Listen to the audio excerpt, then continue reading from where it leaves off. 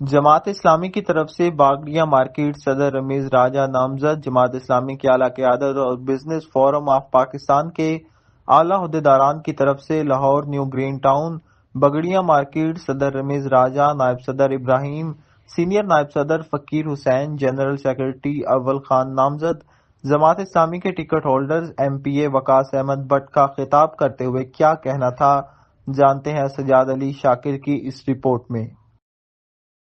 राजा रमीज साहब साडे फिरोज पार्क बागड़ियाँ इस इलाके च एक पुराने सियासी ते समाजी वर्कर ने ते अलहमदुलिल्लाह इन्हां ने जमात इस्लामी शमूलीयत इख्तियार की जिहदे नाल इन्हां दी जिहड़ी साबका लोकां नाल मुहब्बतां सन ते उन्हां दे नाल उन्हां दी खिदमत दा एक पूरा ट्रैक रिकॉर्ड सी।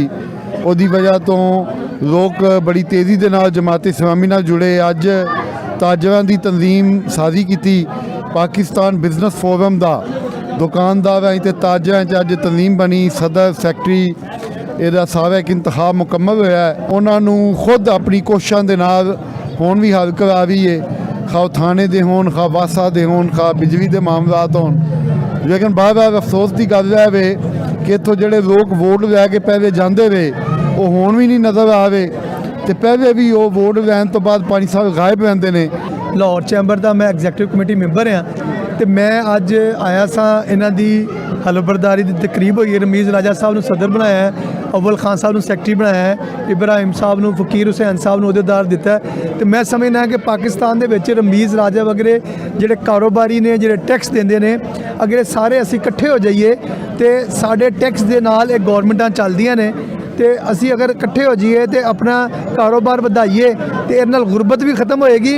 तो मुल्क दे विच असी इस इतिहाद नाल ऐड लोग ज्यादती करते हैं, साड़ी पुलिस वाले तो बाकी सरकारी महकमे, तो उन्होंने भी असी जिन्होंने रोक सकते हैं। और मैं जमात इस्लामी में ज्वाइन करने का ऐलान करता हूँ। माशाअल्लाह जी, माशाअल्लाह।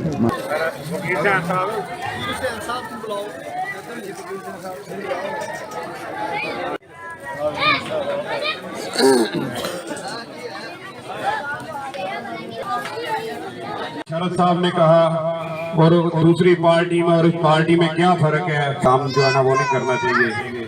फर्क ये है, पिछले दिनों मेरे दोस्तों को पता है कि PTI के मामला में कुछ दिन की बनेगा, एक जुमले एक फिगले तो गल समझा देगा।